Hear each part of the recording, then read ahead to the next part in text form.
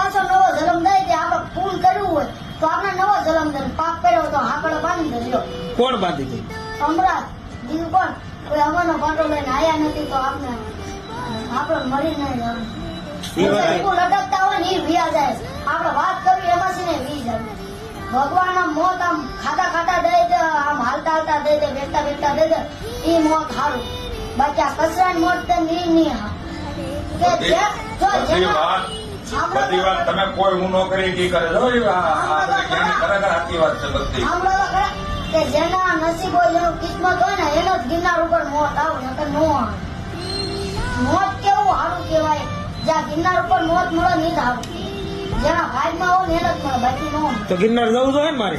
હું એટલે આમ નામ નો મળે. આપણો સમય આવે ઉપર આપણી સીટી પાટે ને તેના હારા હારા વ્યા જાય ને ક્યાં આપણે કોઈને પૂછવા ઉભું જોઈએ.